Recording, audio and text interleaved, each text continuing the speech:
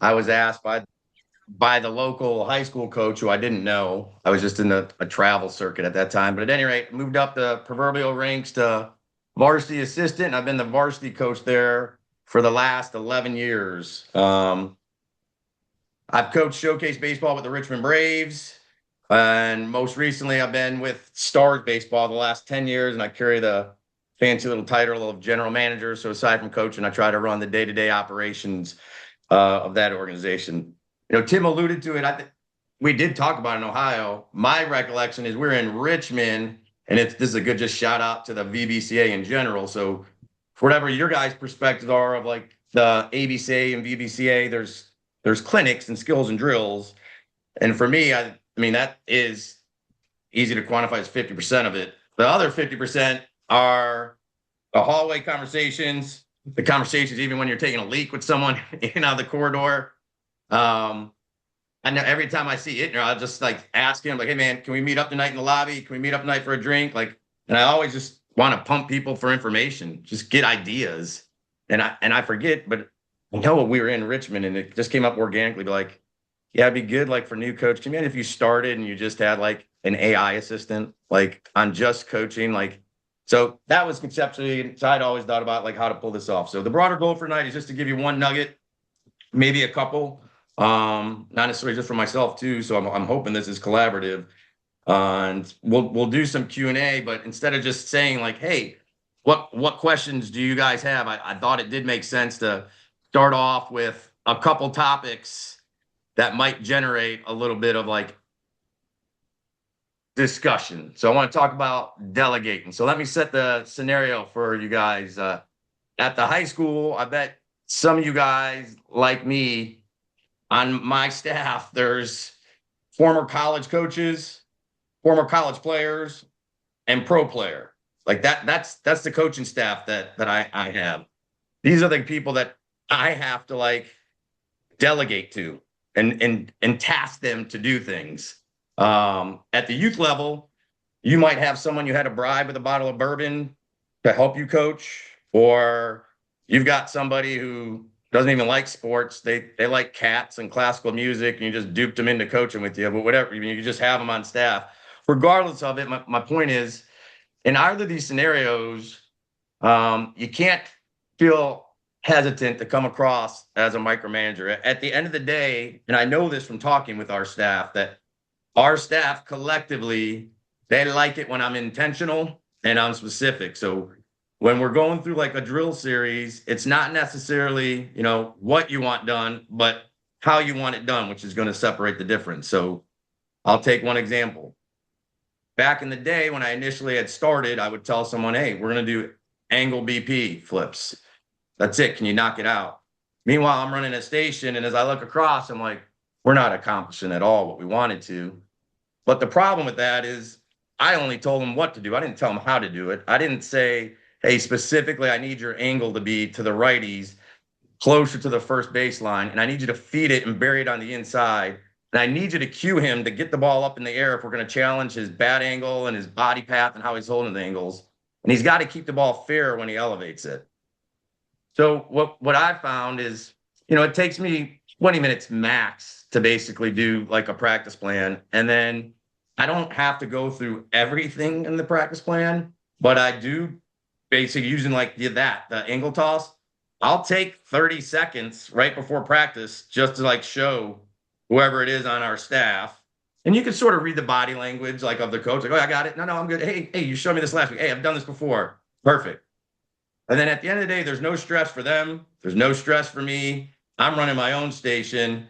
And then this sort of magnifies through everything, whether it's, pickoffs, it's make sure you specify, exactly, what you want. And then you back this up. You got to figure out sort of as the year goes. We're getting up this Friday. I'm going to meet with our coaching staff. Every year we meet, we call it a retreat. It's nothing that sensational. We have spent the night out in DC before. Um, we're gonna just this Friday, we're gonna be at my house, and then we're gonna go out to dinner. But we're gonna go line by line for different tasks, and we're gonna agree as a staff on different topics of who feels the most comfortable teaching bunting, who's the most comfortable teaching double play flips. Who's the most comfortable? And so then as we go down it, it's almost like a fantasy football draft where you're picking players. Everyone's sort of picking topics. And then if you pick a topic, you own that topic. So then when it's time for us to go out and I'm doing the practice plans, it's really easy for me to like over in the right-hand corner say, right, this is Glenn, this is Andy, this is so-and-so. Because this Friday, again, over cocktails and being fun with it, everyone's going to sort of pick, what they want to do. And then they've got weeks or months, depending on when we come up with that discipline that they have to ultimately teach. So at the end of the day, it's all about kind of like the approach on how you approach your staff. But I think the biggest takeaway for me would be intentional and be specific if you want to actually accomplish the stuff and have it build up. How about Matt Ittner? I see you on here. So how about in Virginia Beach? How do you delegate tasks, or how does it work amongst your staff? Yeah, thanks. Thanks for putting this together, Mark, and I appreciate you, I guess, firing that question over. I would say there's a lot of similarities to what we do. I just started that process a couple years back of really formalizing it and putting it in a spreadsheet and posting it for our coaches.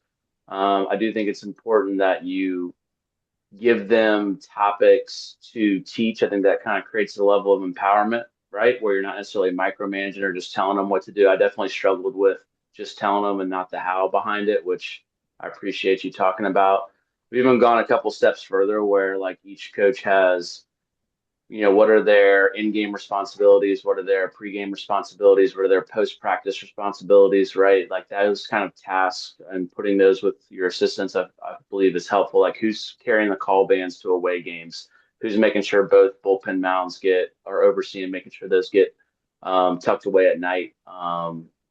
Who's doing this chart in a game? I think the more that you can define things, right, and not leave it to just assumption, right, the better off you're going to be. I will say, and I think you've kind of hit on this, when you give those coaches that opportunity to teach that skill, it's really important that you give them the space to almost fail teaching it, right? It's very easy as a head coach, like we're all control freaks, especially as head coaches, right? Where it's like you see from across, like that's not going the way that I want it to go. And the last thing you want to do is undercut that assistant, even if they're doing the drill completely wrong, even if they are in your mind screwing it up or making the players worse or whatever. I would highly recommend allowing them to do it in training and then have the conversation with them afterwards and not like blowing them up in front of your players, right? Because that right there will ultimately undercut their credibility with everybody, and they probably won't enjoy coming to the ballpark. So just some 2 cents there. Yeah, no, those are awesome. There's two things that really resonate with me. One, how you talked about empowering your staff, right? Because the angle I started with was let's make sure you're telling them specifically what and how. But it is true, like when you think about how I flirted with the topic, like this Friday, once someone owns a topic, when they do go present, like we the whole idea is you empower them, you give them a voice in front of the staff. And I think that's why I've had pretty good success with tenure on our staff, because our guys do feel empowered. They have a sense of, they own this and they can do that. And you're right, Matt. I've been in that boat before where they've done something wrong, and definitely would not call them out on it. And along those lines, something else, and I'll bring it up this Friday when we're all together again. Whenever we teach, like, typically all the guys are in a huddle around us in a circle or maybe on a knee, whatever it is. And I make a point to really be very outspoken to our staff. I'll do it this Friday. I'll put in our first practice plan and I'll remind them throughout the year. And I'll drop F-bombs for it. I'll be like, no effing talking when, Andy's talking about pick plays. If you need to talk to like Gurjot to plan our, whether or not we're going to velocity wings afterwards or whatever, you need to do that before practice or literally during the drill while it's happening and it's loud. But the moment you start yapping and whispering, like you're detracting from the instruction. And so then you wonder, like, why should the kids pay attention? Like, if you guys can't just lock in while we're teaching whatever it is, like, it's going to drive me effing nuts. And I get really emotional about it. I'm like, you're going to ruin our friendship. Like, and I'm not even talking about me. I'm talking about like when one of our coaches is talking and instructing. And as you can imagine, we typically don't talk too much, like for instruction. I mean, it could be like 3 to 4 minutes because we're usually active. So it's like, dude, just give them those 180 seconds to explain the drill. be laser lock focused, because one of those things how all of us want all of our kids like to be so focused. And it's like, dude, you can't even be focused. You couldn't even just sit there and shut your mouth while we went over, like new school lead versus old school or whatever. So those were awesome points. Appreciate that. I only have two more slides. I'm not going to death by PowerPoint, you guys, but by any stretch here. Let's Hey, see Mark. here. Mark, Yeah. let me throw in there, and you may be getting ready to cover that. Obviously, you and I happen to know Matt's staff are educated, experienced staff. But what about a guy that I may have, that assistant, one assistant, and a half assistant because of work or other things? I mean, is it? I feel like I almost have to run a clinic for my coaches to explain that to them if they don't have that basic foundational understanding of a bunt defense or an angle BP or whatever. Correct? Yeah, so two couple different ways. So like with the high school hat, like I said, I've been blessed that our staff hasn't turned over too much, but I used to do a lot of the instruction. Um, this is how we're going to do the first and third defense. These are going to be our bunt coverages. These are our pick plays. This is how I want you to pick. And it was like I said, it was a little touch and feel with until the staff felt comfortable. And I had people who, like I said, had backgrounds, but I wasn't sure if they felt comfortable or I just convey my point. But ultimately, along the way, to your point, then it just comes down to, and we do have a new guy this year. How about this? So we have a new guy on staff, he played in college, he's coached for years.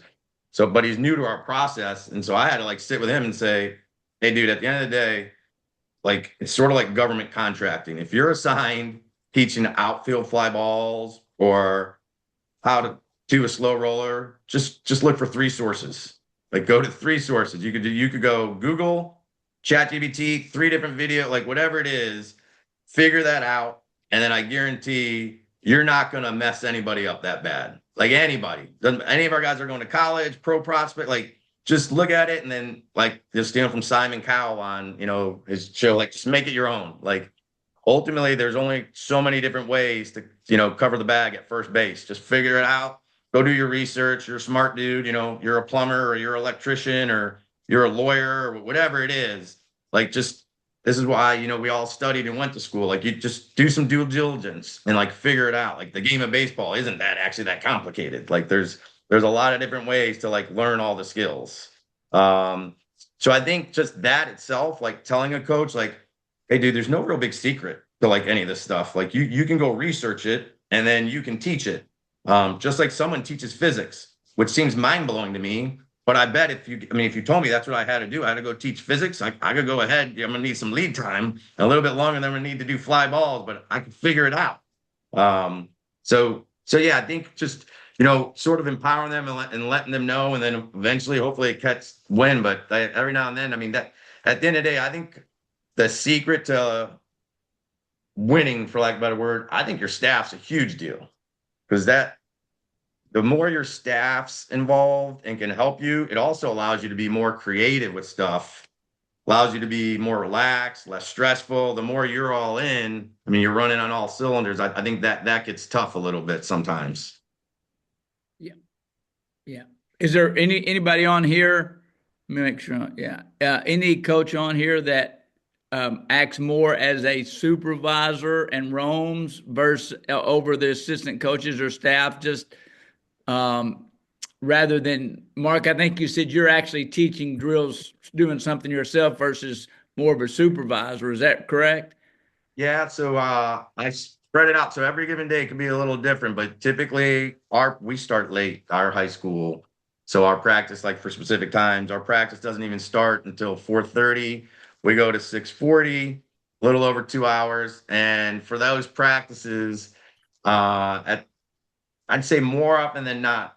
I mean, I roam more than anyone on our staff. That's not even close, but I'm usually running some sort of drill as well. Okay. I see Coach Day on there. He's done this for a while. Coach Day, are you a supervisor or are you teaching?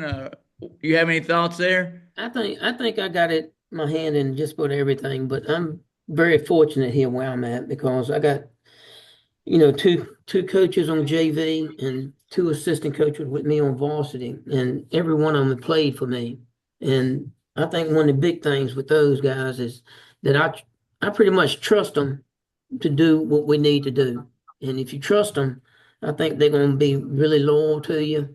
And it's I'm really blessed with that. And I mean, we we actually, I mean, I hope not everybody feels like this with the assistant coach. We actually enjoy being around each other, and I think the players see it. And when the players see it, then they're gonna know that we got their best interest at heart for them. And but, I sit on the bucket during the games, and then I got one guy, my guy that's been with me a while. He coaches third, and the other one coaches first, and I relay stuff into them. And of course, I learned this, God, how many years ago, but they don't fire assistant coaches. So, I'm the head of the snake and I make the final decision, and I'm gonna live and die with what they do out there on the field for me. So, but I trust them. But before during practice and game and before the game, I tell them, I said, this is the way we need to get it done. So let's get it done that way. Coach Good Jay, I deal. love how you said that you like being around your staff, Yeah. like your buddies. Like I think that's a big Ron Tugwell. When I first got the job, I asked him for the best piece of it for everyone on the phone. Tugwell is just a legendary high school coach, what won, more than anyone. He's in the Hall of Fame. Um, and he told me like my best advice, and you've heard it, it's cliche, like surround yourself with good people. He said, but no, but specifically surround yourself with people that you actually have fun with at practice and that you want to do stuff with after practice. That's And right. so as the years have unfolded, I've interviewed different people and I've 100%, I've chose people who had less baseball experience compared to some guys who had like stellar resumes. And I just was thinking like, I think this dude, I'd like to like, I'd go out to dinner with him. Like, I think that'd be cool. I'd go have a cocktail with this Joker. And I think that's paid off big time. Like, it's cathartic for me to go to practice. When people keep asking, like, how much longer are you going to coach? How much you're like, dude, I have fun when I show up there. So for me, Mhm. I think people pay for therapy, which is fine. I don't pay for anything, right, to show up to my bride. It's really therapeutic for me to show up there. Like generally, that now sometimes the days go sideways, right? But Right. in general, 50 some practices. In general, I like the people, I like the coaches that I'm there with. We all sort of have a good feel, pulse for each other. We're funny with each other, sarcastic, passive aggressive. This is the way our staff is. So it's sort of like it sort of works out to your point that it makes it a lot more enjoyable when you're literally coaching with someone that you like. And I've had youth coaches, that have talked about that where they have a parent and somehow it hooks up and then they talk about how like they just can't. And I use this story to them like, oh man, look, I'm telling you that I don't know why would you do that? Like, why would you coach 10U baseball with someone you don't like? Like, good gosh. I mean, especially when in high school you got, whatever it is, 40 or 60 people on a field, a 10U team, you got 11 kids, like you only need one wingman. Like, why have, if you got a group of 3 or 4 dads helping you, and one of them you literally don't like, I mean, and it's making it less enjoyable. I think that's a tough conversation, but a conversation that needs to be had. And it's really easy to just shrink it to be like, hey, we don't need too many people. All the parents are arguing. There's too many people in the dugout. And just choose the short man and short straw that, that it doesn't sort of click with you, right? If you're like you said, you're at the head of the snake, you got everything going Yeah. on. I mean, I think one thing that I learned in over these years is that, well, I think they like to have me around because I buy them lunch every once in a while for one thing. But the other thing is, Hey, I coached with you at that All-Star game. You didn't buy me anything. This shit. dude, that's a lie. I gave you yeah, I did to bring you some. I brought you a hat. Remember that? You didn't feed me. Yeah, they had already had food for you, but they Yeah. one thing that I make sure these coaches realize too is don't. I did it one time and I'll never do it again. One of my assistant coaches, and he's still with me too. I'm fortunate with that, but he was doing something I didn't like, and I jumped him right there in front of everybody. And just and after it was over, I said that's when you need to take them to the side and after practice and say, hey, this is the way we need to do it, not that way. And this and I kind of it was a hard lesson to learn, but I always thought that I was the smartest person in the room, but I'm not. So I figured that out a long time ago. All Good right, stuff. Mark, you got slide two or anything else on one Yep. here? Let's shift this to the rules and your guys' rule books or standards, right? So I'm going to tell you guys a graphic story first. Not a graphic, it's a candid story. So we had a rule book. This story is dated, right? But so years ago, we had a rule book. It listed a litany of rules. You guys can imagine. I mean, it's just typical rules like run on and off the field, don't throw stuff, etc. It was in print. We gave it to all the players. We talked about it. Talked about the specific, like what would happen. You'd have field duty, or you'd have to be benched. And so this one day, this kid hits an infield fly, kind of infield, outfield fly, runs, doesn't walk, but breaks down his steps before first base, goes in the dugout, doesn't throw his helmet, but certainly pushed it like into the wall. And so by letter of the law, you're like, God, I'm sitting there thinking like, what are we going to do? We'll back this story up.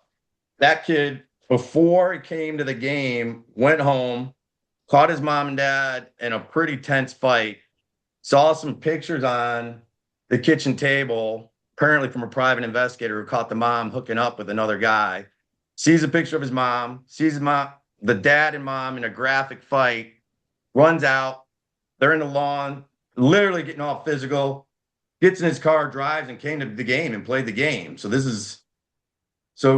you think of like when you do any rules, just make sure you don't back yourself in a corner and make sure you can give somebody grace, right? Because you don't know what everybody's going through. Like, so is that a kid that I should go up to and belabor and tell him he should have ran 2 more feet? I mean, is that a kid I should have said, you're benched? I mean, not to be graphic, but that kid could be on the verge of suicide. Think about the scenario that he just went down, right? So before we get into standards and rules, I'm going to just completely audible and just say, us coaching in general, I've always found that everyone on my roster is basically split into thirds. A third seem like Brady Bunch, and maybe they are. A third seem like Brady Bunch, and they're not, because they're like probably all of us. And then a third, I mean, there's always 2 or 3 guys on my team that it's known either from the counselors, the principals, or otherwise that they're from a broken home. There's financial problems. Somebody has cancer. Somebody committed suicide. Someone's grandma died. There's something. So it's definitely, there's a parallel from high school to, again, down to like 11U. So when you're passionate at your 11U practice and you're super freaking pissed that somebody's, not looking you in the eyes or didn't get a bunt down, pause for a second though, and just think about exactly, what possibly, just theoretically could happen. I'm not telling you everyone needs a pass, but these scenarios, after the longer I've coached, I found that there's usually a reason a kid is acting the way he is, or he's distant or whatnot. And it comes down, you hear just people say, you got to have relationships to get to know your kids. And that is true. The other part is just remember that sometimes these practices and games, I mean, these are the best places for these kids. Like this is the best absolute outlets in place that they could possibly be in the universe is your practice. So you don't always have to be Augie Garrido or Bobby Knight, who, by the way, 2 of my favorite coaches literally of all time. Like I'm a pretty passionate, fiery coach, so those guys fire me up. But I also know you just got to have some contact with these guys. But back to the slide at hand here. I just told you we used to have a rule book. It'd give out all sorts of stuff, and for whatever reason, I've just evolved over the years, stolen from like Corbin at Vanderbilt or Duke Coach K, or a combination of everybody. Now at Freedom, I don't put anything in print, and our rule is pretty simple. We just tell them, don't do anything that's going to embarrass me, the staff, your teammates, or your parents, and I always throw in grandparents. And that sort of covers it. Now, we verbalize a lot, like all the things, right? We still talk about how you have to run on off field. There's no book per se. We just talk about it over time. There isn't one big meeting where we huddle and say, these are the rules today we're going to go over. It just organically happens every couple of days. We talk about it. And then the whole embarrassing part, like it happens every year. I mean, there'll be 2 or 3 guys, be a Twitter post, could be something they did at the pep rally. It could be something they did pregame. And then we just talked about how, like, look, I find that to be embarrassing, or I think, I could go ask your mom if you think it's embarrassing. Some of them, you might know their parents. I say, I've talked to your parents. They think it is embarrassing. And so because of that, then we just talk about like this Saturday, just show up a little early, can have you do a little extra field duty and, tonight, you can't start, or tonight, we are going to start you, but you're definitely subbing out, like it's impossible to play, whatever it is, you just have to have that recourse for it, in general. So for you guys, I think, one universal topic for like youth coaches would be, parents in and around dugouts. I think it's a great idea for you to like verbalize that. But I found if you're ever going to talk about like a hard and fast rule, you got to sort of do it in threes. You got to put it in an email. Then you got to verbalize it in a team meeting if it's that important to you.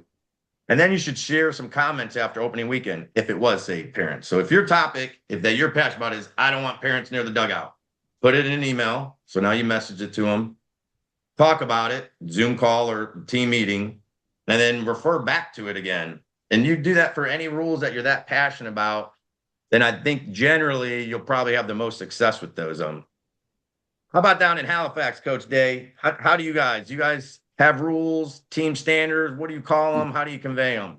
Yeah, what the first one you said about don't do anything that'll embarrass, anything. That covers just about everything. And the other one I got is don't be late. I said, and if you're on time, you're already late. I got stole that from somebody else.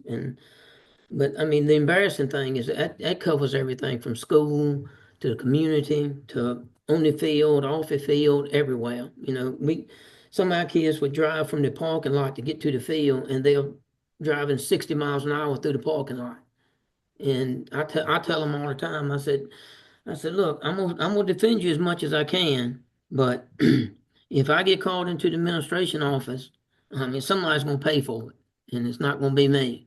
And we don't make them run for discipline a lot. Most time, I think the best thing is playing time. They mess up because that's the only way they can really learn. But like you said before, when you had that situation thing, one thing I always tell them too, and I tell the parents this too, is that what's fair for one might not be fair for the other. You always got to have that relationship and know exactly what's going on with some of these kids because some of them's got a lot on their plate. I I go out there and say, I sometimes I think I had a bad day and they've had a worse day. So you just got to be there for them, but you got to be fair. But like I said, what's fair for one might not be fair for the other. But I never forget one of the best players I ever had. He had a one hopper back to the pitcher, and he just jogged down the first and didn't even get all the way down there. And I went right to him. I just told him. Right in front of. It wasn't loud or nothing. I don't think I was too loud, but might have been. But I told him. I said, if you ever do it again, you're coming out. And that's the kind of things that are the standards that we need to play at and play by all the time. Good stuff. Last thing I'll just leave you guys with here for standardist rules is whatever you're like, especially if it's a parent, maybe it's your playing time rule, and maybe it's the dugout stuff. People don't have to like or agree with whatever your rules or standards are, but just leave no doubt that there's any misunderstanding of what that rule is, right? There's a difference between not agreeing with it and liking it, and then saying, "Well, I didn't know that was the rule. I didn't know we had to show up 5 minutes early. I didn't know we couldn't pass out water during the thing. I didn't know we couldn't, yell at the umpires. Like, just you put it out in the front end, and you sort of crush that." So last topic I got here before we just go open Q&A, and it's just talking about communication 101. So my wife's in education, or at least was. She's in administration now. So, for you teachers, there's you had a yearly plan and then a lesson plan. I'm former military, U.S. government civilian. So we have campaign plans, theater strategies, con ops, op plans. So in broad terms, you have long-term strategies and objectives, but then short-term objectives, you get more granular on how you're going to educate it. So my best suggestion for you guys is just get into a rhythm where you send out a message, at the start of each week. And I would do it on the same day, same relative time. Get your own little format spelled out as to, either practice times, what you're going to wear, what you're going to bring. And, I'm actually coaching two different, teams right now. I'll actually coach a middle school team, 13U team during the season, which won't conflict with high school. And then obviously high school. And my messaging is a little different between the two. At 13U, I just own it. Like every Sunday night, I'll put it out. and I'll tell them, like, hey, this is the plan for the week. Hit send. Obviously, I'll have to adapt if it rains or whatever. But as far as from a communication standpoint, back to like parents might not like the message on, back to like playing time, because I'll put out messages like beginning of the year, playing time is going to be fair. My own way I do it is after about the fifth game, and everyone's got equal number. I put an immunity idol. I'm just transparent. Like 4 or 5 best hitters will never come out of the lineup. And then the bottom 2 guys will probably come out a lot. In the middle, will just share equal playing time. At the beginning of the year is the first time parents say that, right? That's how I just do that. But whatever the message is, again, is just I put that out and there, and I own all my 13U messaging. At high school, for some of the high school coaches, I empower a parent and with the title director of ops who really does a lot of my messaging, to be honest. So I'll still put out messages, but the irony is I'll put out less messages for high school than I do for 13U. Because like I said, I'm everything cradle to grave for 13U. For high school, if it has to do with what the meals are for away games, we're gonna change meals for away games. We're gonna have a team barbecue on a Saturday. Like I don't touch any of that stuff. Like there's mine are really baseball specific topics. So one of the better things that we did, and I sort of just lucked into that 10 years ago, was we've had director of ops that have turned over, and one parent's trained another parent, and it's relieved me a boatload from having to deal with any of that. So I would almost say parents are almost hesitant to like contact me and be like, hey, are we ever going to make up game so and so? They just know they should go to Jory and ask that. Like she's going to reply back sooner. It's almost sort of like understood, like, yeah, Coach Wright interacts a lot with, the athletic director, the coaching staff, and the players. Like that's how it is. So I don't interact by email much with the parents, which I think is, played out pretty good for me. And then I would just say playing time. I've never met anyone. I shouldn't say that, but in general, I'll just say this playing time in an email never typically goes good, whether that's 13U or high school. So again, using either of those scenarios, anytime that topic's going to come up, that topic I'll always do in person, and I'll just do it right before practice or right after practice. Like I'll never create my like time in my day to talk about that randomly. So I'll always strategically do it like 5 minutes before practice, because in my mind it shouldn't take longer than 5 minutes to explain and verbalize, because then I can give some more context as to why your son, ultimately has trouble impacting the baseball with power, bad, swing decisions, bad bat to ball skills, batting average suggests that, the on base percentage suggests that, the TrackMan data suggests that, and it's not a shortstop. That's why I tried to move him to second, and now I think his best thing is moving to the outfield. I'm doing this because he's 13 years old. I'm trying to get him ready for JV baseball. It's never gonna, I could be the most tactful. I think I'm a really pretty articulate writer. I'm actually published, like, I wrote some stuff on like terrorism and whatnot. Like, you go look at it. So I think I'm pretty articulate. I won't touch that though in an email, because back to like that Covey thing down there, they're only going to hear what they want to hear, right? So, and when they read it, it's really hard, and in their head, they're going to interpret exactly what they want. At least if you're there and you can read facial expressions, you can sort of digress a little bit more. Because the only way I think you could explain playing time is go into a manifesto and have like a 30-page document, and that's not practical. So bottom line is playing time.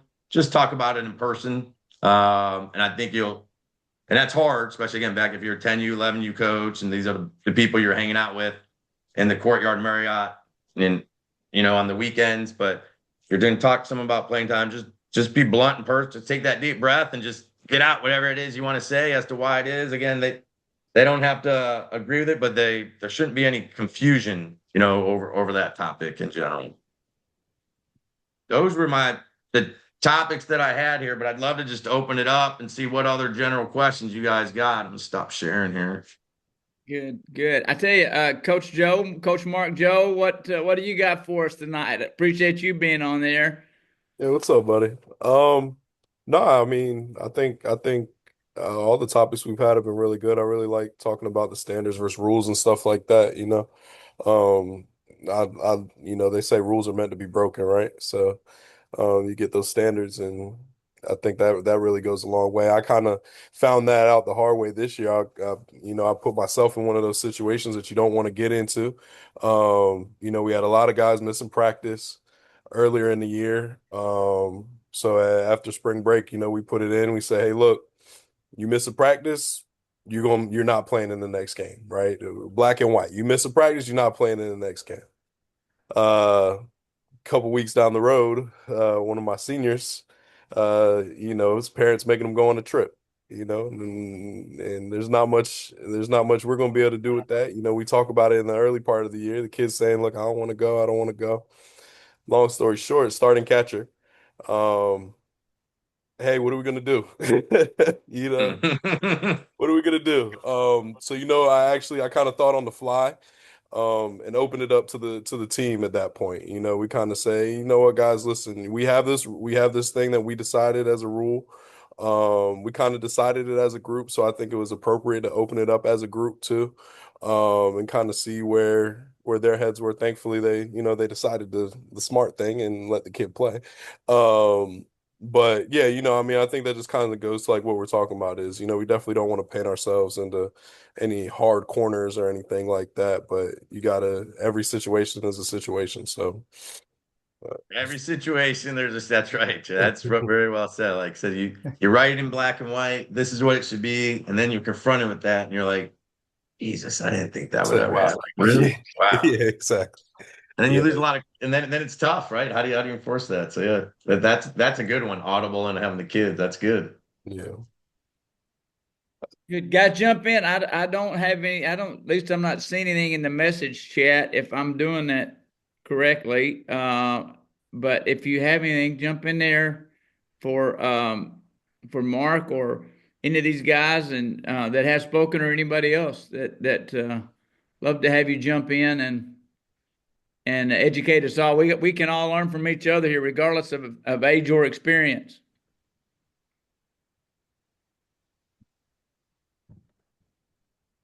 I got one for you, Mark, or for anybody.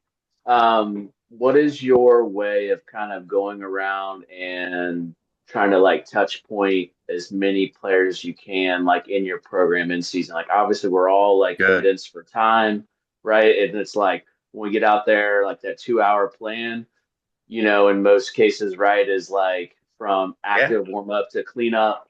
Like, talk to us about how you maybe utilize like off training time, right? Like, whether that be like text calls or inside the training environment. Like, how do you do those touch points of just like trying to be sure that you're kind of checking in with as many guys as you can as possible? In most cases, like non baseball related. Yeah. So there's two things. So one, I actually, and this sounds sort of superficial, but it checks the box. It's not me specifically, but I'll get to your point. But I assign days for coaches to go talk to kids. So the practice plan we do obviously gets posted, right? It goes in an email to just the staff. Then it's printed hard copy up on our dugout wall. There's always an appendix to that never goes on the wall. Back to like if I'll put in some points as to like, hey, whether it's two strike approach or whatever it is, and like, hey, sure, here's some stuff to consider for whoever's running it again. Maybe a little bit of a micromanager on my part, but just like, hey, consider this. But then I'm like, hey, today, touch base Tuesday. I want you to make sure you set aside time to have a 2-minute conversation with these guys, and everyone's assigned a guy. Now you can't do everyone that day, right? So it rolls multiple days. So I've got the checklist of guys, and then I'm like, all right, well, yesterday, we did, Charlie, JW, Lopez, whatever. Then, it could be the next day, it could be a couple days later. Say, hey, again, we got touch points today. Just carry on your conversations with guys, and to your point, it's up to that coach. If they're going to do it before practice, during practice, after practice, they've got to go just use their own soft skills, interpersonal skills, and just have a conversation. And like I said, not just a conversation with Burkholder who's getting drafted for $2 million. You're having conversations with the guy we almost cut, who's a freshman on JV. And I will mix it up too. Like I'll have varsity staff talk to JV talk to varsity and vice versa. And we'll do it throughout the season. So ultimately it'll happen probably 3 times that there's kind of it looks organic, but it's truly forced, right? I'm coaching up everyone to talk about it. As for myself, then I have my own. I'll do indies with guys that are scheduled, and they are set specifically for baseball's purposes. But when I do those, I mean, as you can imagine, after 50 some practices, there's only so many different ways you could tell someone to change apart their swing. So a lot more of it, is just me using my soft skills and just asking them, if they're still dating Tina, or, how their sister's doing at school. And so it really has more to do with your point of just trying to build a rapport and less thinking in my tent. And because of time, since we get out so late, like those indies will be, we'll delay practice a little bit and I'll do them right beforehand. The seniors get early release. Those guys are easy, so I'll do them. Other guys I'll keep after, but then I don't want to disadvantage them from being too after. So they're always like 10-minute indies. And I tell them like, hey, 10 minutes, we can go over video and talk about your swing, whatever. But 5 minutes at most, maybe 6 is just really me just bullshitting with them. Like you said, just for my own to know, like, all right, I carved time to ask this dude, maybe in some cases, the first couple times, like, dude, I don't know anything about this guy. Like, I gotta get through and get to know this joker a little bit. We got a pretty studly freshman that moved into the area that I think is going to be on varsity. Super quiet kid. I think he's going to get eaten up by like a bunch of the upperclassmen. So I've, already had some, some of those pull asides in the weight room. Myself coached up the couple of the older varsity guys and told them just bluntly, like, he has the potential to be a dude on the mound. He could be 85, 6, maybe touch a 9, spin it, can hit. So, but those are all just, as you know, like those tangible metrics. If he's got the pressure of trying to feel like he needs to belong, or he's got to be a dude, or he's got to live up to the hype because he's a Canes national play, like, it's going to be tough. So I got these guys, telling them like, honestly, we're not going to win if he's not productive. I'm not saying he has to be our one, but he's going to have to factually be one of our top 3 pitchers, and he's going to have to, no doubt, win like a spot in the starting lineup. And I don't know if that's going to be first base, third base, or outfield. And he's got the tools, but he's going to have to feel comfortable. So I tasked 3 of our varsity guys, like, you guys got to figure this out, like FIO University, like, make him feel comfortable. Like, do whatever you got to do, whatever it is you guys are doing these days. I don't know if it's Fortnite. I don't know if you're going bowling. I don't know what, but whatever it is, he's got to feel comfortable, because if he's not comfortable, he's not going to perform. If he doesn't perform, I'm telling you, I've done this for 2 decades. Like, we are not going to be as good as we can be if he doesn't. Like, he's not the make it break it, but he's a big part of it. How about yourself? How do you do it? Yeah, I think it's probably a little bit more organic. I love your idea of getting more specific with your assistant coaches, right? And kind of tasking them with that. Not that ours don't do that, but kind of making a little bit more of a system, right, to that piece. Almost Well, though, it seems sterile when I say it. It's like, Jesus, yeah, because like I said, it yeah, could take me months to talk to a kid, but at least in my head, I'm like, well, somebody talked to him. So yeah. I grabbed this idea from Butch Chaffin a couple years ago, and I do it like on our team lift days on Fridays, where he calls it like Find Out Friday, where I'll just pull guys out of the weight room for like 2 to 5 minutes. Now, obviously, if the conversation needs to extend, right, and it's just kind of like a quick touch base with them of just kind of like, hey, this is where you're at, right, and there's might be a couple of things of like, here's a couple of things you can work on to get in the lineup. Here's a couple of things that maybe you've been struggling with, or whatever it may be. Or sometimes it's like you said, it might be totally non-baseball related. I would say in general, like, I think we do a really good job outside of season, like building in those times. I think it becomes more difficult in season with just like your volume of like trainings and games, and just like you get in that meat grinder, right? And then it's just like, holy cow, I haven't even like like had a conversation with so and so. I feel like in 4 weeks. Yeah, he's been in my outfield drills, or he's been in my hitting groups, but I haven't connected with him, right? So that's kind of where, again, just kind of looking for some insights. So I appreciate your thoughts on that. yeah, man. I tell you, one other thing is after we not every time, but after we went on the bus, sometimes I'll have people sit with me on Yeah, the way yeah, back. They'll get on. And it's definitely impromptu. I'll just do it randomly that I don't have systematically. I'll just yell back. I'm like, hey, Junior, come up here real quick.